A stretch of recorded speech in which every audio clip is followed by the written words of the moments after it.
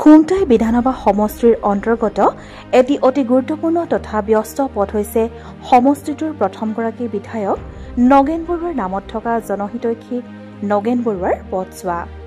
লোক নিৰ্মাণ বিভাগৰ অধীনৰ এই পথটোৱে দেৰগাঁও গোলাঘাট সংযোগী পণ্ডিত হেমচন্দ্ৰ গোস্বামী পথৰ কুৰালগুৰিৰ পৰা মিছামৰা হৈ দৰিয়া তিনিআলিত গোহাঁই আলিত সংযোগ কৰিছে।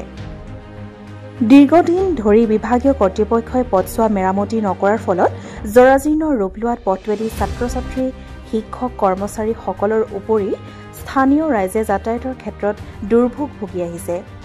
ভুক্তভোগী ৰাইজে পথছোৱা শীঘ্ৰে মেৰামতি কৰি যাতায়াতৰ উপযোগী কৰি তুলিবলৈ লোক নিৰ্মাণ বিভাগৰ ওপৰত দাবী জনাইছে। আগতে ডিচি অফিচত মই কমপ্লেইনো কৰিছিলোঁ এই বিষয়ে।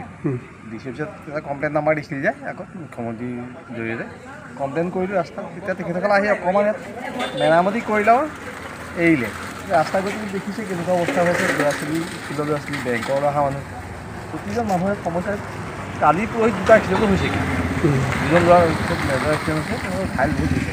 মোৰ ঘৰত নিয়ে মই প্ৰতিবাদ কৰিছোঁ। কি ক'বা? এই ৰাস্তাটো প্ৰকৃততে বৰ বেয়া হৈছে। বেয়া মানে কি, এই এইফালে খনিকপুতি নামঘৰ, বেংক, মিছামৰা হায়াৰ ছেকেণ্ডেৰী, এইফালে মিছামৰা PHC আছে, মানুহবোৰ এইপিনে অহা যোৱা কৰে। দৰিয়া বাগান আছে, দৰিয়া বাগানৰ যিখন মানে কয়লা অনা গাড়ী আছে, সেইকেইখনৰ মানে অৱস্থা দেখিলে বহুত লোদ আনে।